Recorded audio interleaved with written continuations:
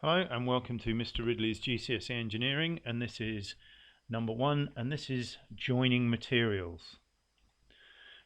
All joining materials can be divided into either permanent and non-permanent methods. Permanent includes welding,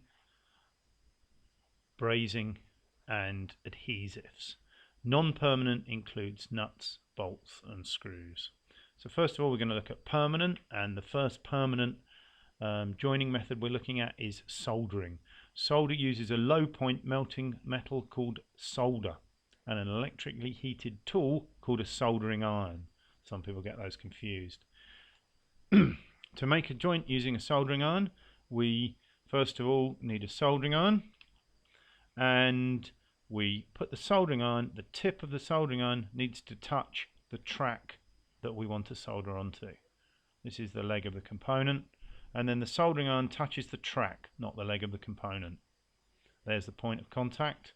Then what we do is we add the solder and touch that onto the copper track also. This should then create the perfect solder joint. The finished joint should be neat and have a smooth, shiny finish.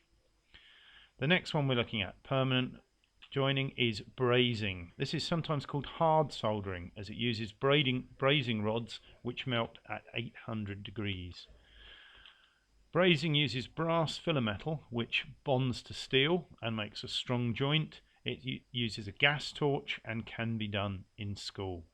And there's the bottom bracket of a bicycle which is brazed. The next permanent joining is welding. This is the strongest way to join metals like steel. In welding, both pieces are heated and melted and fused together to form one piece of metal. Oxy-acetylene welding, or gas welding, uses two gases, oxygen and acetylene, that burn with a very high temperature, about 2000 degrees, to melt the mild steel welding rod. And there's some oxy-acetylene welding going on there.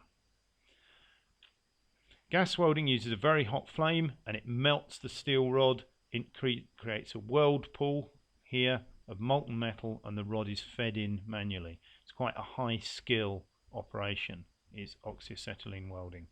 The next type of permanent joining, arc welding and MIG welding. This uses an electric current to form a high temperature electric arc which melts the steel filler rod. So instead of gas, we're using an electric current. One type of electric welding is MIG. This stands for metal inert gas. It's easier to learn than gas welding. There's lower heat, the heat is more concentrated, therefore the metal doesn't distort. We also have arc welding. This uses a short steel rod coated in flux. As the rod touches the piece of metal, it creates an arc, and the electric arc melts the metal. One of the dangers of arc welding is that the electric arc produces UV light, which can cause severe eye damage, so a special mask must be worn. There's the special head mask there. Spot welding, the two pieces of metal are placed on the spot welder and an electric current joins them. Spot welding is used in robotic welding in mass production for things like automotive car bodies. They are spot welded by robots, and it's done automatically. Now we're looking at glues and adhesives. This is another permanent method of joining. They're used widely in engineering now, and an example here is the 1000 mile an hour Bloodhound SSC, and this uses an epoxy adhesive to join the lower chassis to the rails, and this makes a much stronger joint and a permanent joint. So the first glue we're looking at is epoxy resin. Epoxy resin is a type of polymer that comes in two parts. When these are mixed together, the glue hardens. So we mix the red and the white tube, they harden, they will set even underwater, and they can be used to glue most materials, including some plastics. So you can glue plastics to metal, metal to wood. It is slightly expensive, more expensive than some of the other glues, but very strong. Contact adhesive can be used to join plastics. The adhesive is applied to both surfaces. When the surfaces appear to be dry, they're pushed together, and then it makes a strong joint. to glue acrylic to acrylic, we use Tensol Cement. Tensol Cement has, one of the main disadvantages of this glue, it takes quite a long time to dry, actually melts the acrylic, and it must be used in a well ventilated area because it gives off fumes. So we need to use it in a well ventilated area. That's for gluing acrylic. And the glue we use for wood to wood, and the only glue that we use for wood is PVA, polyvinyl acetate. This is a general purpose glue for woodwork. It's a very safe glue.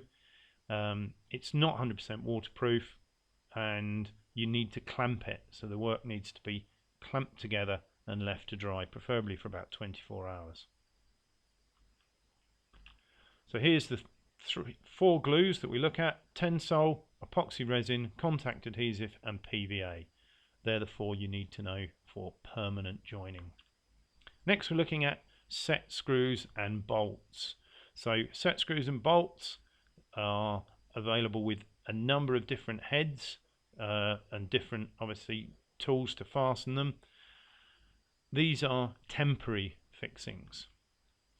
These sometimes are used together with spring washers. This is a high carbon steel spring washer, and this sharp edge here bites into the nut, bites into the surface of the washer underneath, and grip the nut to prevent it being shaken loose. Other fixings are Nylock Nuts. These have a nylon ring here that has no thread in it. As the bolt cut is tightened, it cuts its own thread, and the friction grips the bolt, prevent it from working loose. Countersinking. By cutting a countersink into a fixing hole using this tool here, a countersink that cuts this here, you can achieve a flush fitting. So there's a countersunk screw, and if we look at that, that fits in and we get a nice flush fixing. That's countersinking. Pop riveting is used to join thin pieces of sheet metal and can be used on wood and acrylic. It's useful if you only have access to one side of the material. It could be a permanent fixing, but it can be undone by drilling through the rivet. Pot riveting is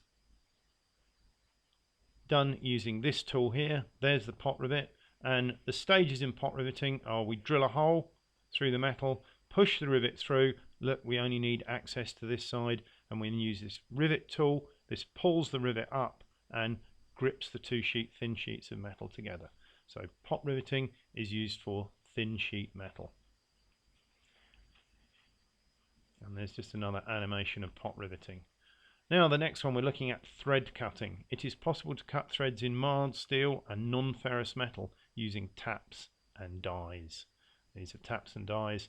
There's a thread there that's been cut using taps and dies. Internal threads are done using a tap and a tap holder. A suitable size hole is drilled, the tap is started, making sure that it's exactly at 90 degrees here, and then the tap is turned. You turn it in, a full turn, then back half a turn to clear the flutes here in the tap. To cut a bolt, a die is used in a die holder.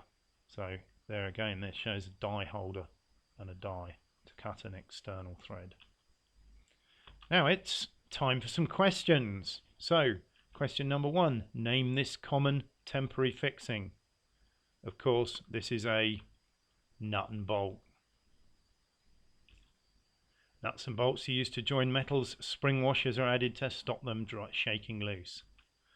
Which tool would be used to tighten this set screw? It's a set screw because it has a thread all the way along it. Which tool would be used? It is a Allen key.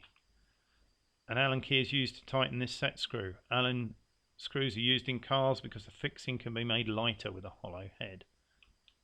And there's an Allen key. What type of metal is joining metal is a relatively weak joint and uses a low melting point metal.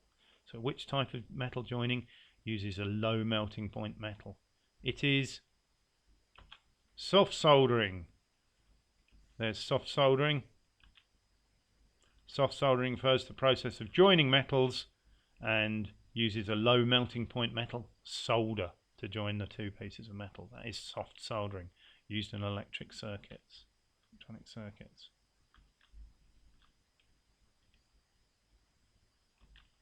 Which joining technique uses this tool to join thin sheet steel? Pot riveting. And there's some pot rivets and a pot riveter. Pot riveting is a method of joining thin sheet metal using a pot rivet. It means you only need access to one side of the joint, used to make aeroplanes. Which glue? We're looking at adhesives. Which glue is used to strengthen the frames of the Bloodhound SSC? The glue is Epoxy Resin. Which joining technique uses a gas torch and brass filler rod to join steel? Brazing. The joining together using a filler metal such as brass. It's stronger than soldering but not as strong as welding.